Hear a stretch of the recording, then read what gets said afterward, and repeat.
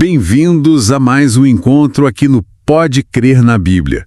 Hoje a gente mergulha em Êxodo, capítulo 17.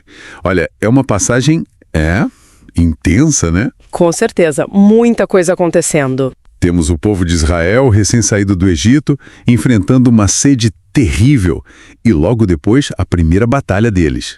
Vamos ver bem essa tensão, né?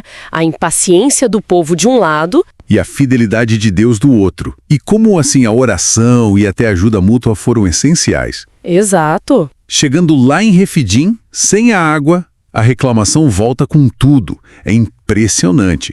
O texto diz assim em Êxodo, capítulo 17, versículo 2. Então contendeu o povo com Moisés e disseram: dá-nos água para beber. E Moisés lhes disse: por que contendeis comigo? Por que tentais ao Senhor? Parece que esqueceram rápido das provisões anteriores, né? Pois é, essa murmuração que volta sempre. Olha, a sede era real. Claro, um sofrimento físico mesmo. Mas essa reação, essa briga direta com Moisés e, no fundo, acusando Deus, isso mostra uma falta de confiança profunda. Sim, e fica pior.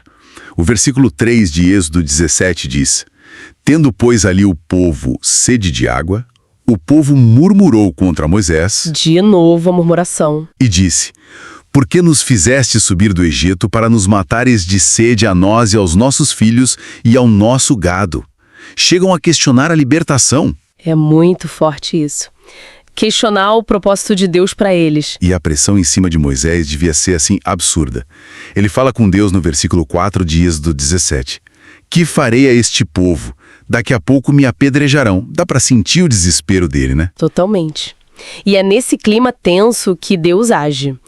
Mas ele também faz questão de marcar o lugar. Lá em Êxodo capítulo 17, versículo 7, explica que o lugar foi chamado Massá e Meribá. Massa e Meribá. Isso. Massa, que significa tentação, porque eles tentaram a Deus ali, e Meribá, que é contenda, por causa da briga com Moisés.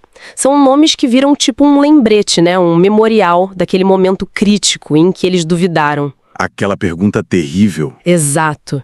Está o Senhor no meio de nós ou não? É o fundo do poço da incredulidade deles ali. Mas mesmo assim, né? A resposta de Deus vem, é graça pura. Deus instrui Moisés ali nos versículos 5 e 6 de Êxodo 17. Vamos ler os 6. Eis que eu estarei ali diante de ti sobre a rocha em Horebe, tu ferirás a rocha e dela sairá a água e o povo beberá. E Moisés assim o fez diante dos olhos dos anciãos de Israel. Imagina a cena, água jorrando da rocha. Uma provisão completamente milagrosa, né? Fora de qualquer lógica humana. E essa imagem da rocha ferida, ela ganha uma profundidade incrível mais pra frente, né? No Novo Testamento. Sim, o apóstolo Paulo, lá em 1 Coríntios, capítulo 10, versículo 4, ele escreve que os israelitas beberam da pedra espiritual que os seguia, e a pedra era Cristo. A pedra era Cristo. Isso. Muitos veem aqui uma figura clara de Cristo. A rocha é ferida e dela sai a água que dá vida. Assim como Cristo foi ferido na cruz e dele flui a água viva, o Espírito Santo, para a nossa vida espiritual. É uma conexão linda. É muito forte essa conexão. Mas olha só, mal resolvem a sede. Já vem outro problema. Pois é, Êxodo capítulo 17, versículo 8. Então veio Amaleque e pelejou contra Israel em Refidim, a primeira batalha deles como povo livre. Um teste diferente agora. Não mais a natureza, mas um inimigo humano. E a estratégia é interessante. No versículo 9, Moisés diz: Josué vai para a batalha, lá embaixo, no vale. E ele, Moisés, sobe no monte para interceder. Exato.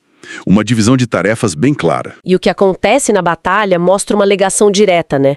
Entre a oração lá no monte e o resultado lá embaixo. É o que a gente lê em Êxodo capítulo 17, versículo 11. E acontecia que, quando Moisés levantava sua mão, Israel prevalecia. Mas quando ele abaixava sua mão, Amaleque prevalecia. Era visível a conexão. A vitória dependia da intercessão. Isso mostra o poder da oração, da intercessão constante. Mas também mostra o nosso limite, né? As mãos de Moisés cansaram. Sim, ele era humano, precisou de ajuda. E aí que entra a comunidade. O versículo 12 de Êxodo 17 é fantástico, porém as mãos de Moisés eram pesadas. Cansaram mesmo. Por isso tomaram uma pedra e a puseram por baixo dele e se assentou sobre ela. E Arão e Hur sustentaram as suas mãos, um de um lado e o outro do outro. Que imagem poderosa de apoio mútuo. Assim ficaram as suas mãos firmes até que o sol se pôs. Incrível! E o resultado no versículo 13. E assim Josué desfez a Amaleque e a seu povo a fio de espada. A vitória veio. Essa batalha contra Amaleque, ela ensina muito. Amaleque muitas vezes é visto como símbolo daquelas forças que sempre se opõem ao povo de Deus, né? Talvez a nossa própria luta interna contra o pecado, a natureza carnal. Faz sentido. Uma oposição persistente. E a vitória exigiu as duas coisas. Ação lá embaixo, com Josué lutando, Sim. e a intercessão constante lá em cima com Moisés. E mais, o apoio da comunidade, Arão e Hur segurando as mãos dele. Tudo conectado. E a declaração de Deus no final, no versículo 16 de Êxodo 17, é bem séria. Haverá guerra do Senhor contra Amaleque de geração em geração. Mostra que essa luta não seria pontual. Um conflito contínuo. E para que essas lições todas não fossem esquecidas, Deus manda registrar, no versículo 14 de Êxodo 17. Escreve isto para a memória num livro. A importância de registrar as obras de Deus. Exato. E Moisés ainda constrói um altar. Ele chama o altar, como lemos no versículo 15... Jeová Nissi. Isso. O Senhor é minha bandeira.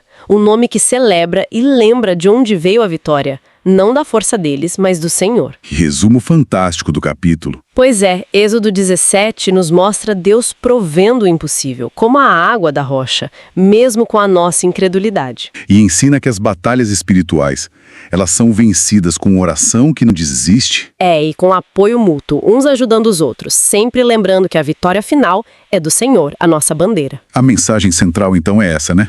Confiar em Cristo, nossa rocha, fonte de vida. Isso. E permanecer firmes na fé, lutando juntos, sabendo que o Senhor é quem nos garante a vitória. Perfeito. E olha, esse estudo se encaixa direitinho no projeto Reavivados por Sua Palavra. A ideia é ler um capítulo da Bíblia por dia. Hoje a gente explorou Êxodo 17, mas a jornada continua. Verdade. E amanhã? Amanhã a leitura é Êxodo 18. Vamos ver Jetro, sogro de Moisés, chegando e dando uns conselhos bem práticos e sábios sobre como organizar o povo, sobre liderança. É outro capítulo fundamental. Muito bom. Fica aí a dica então. E se essa reflexão sobre Êxodo 17 falou com você, se te ajudou de alguma forma, não esquece.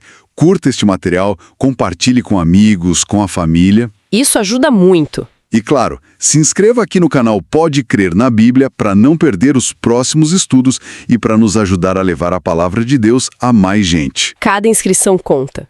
Que as lições lá de Refidim possam fortalecer a sua fé hoje mesmo.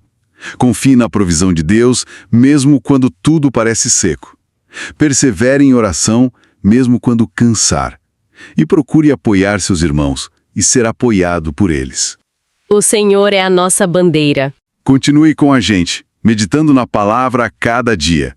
Um grande abraço e até nossa próxima análise.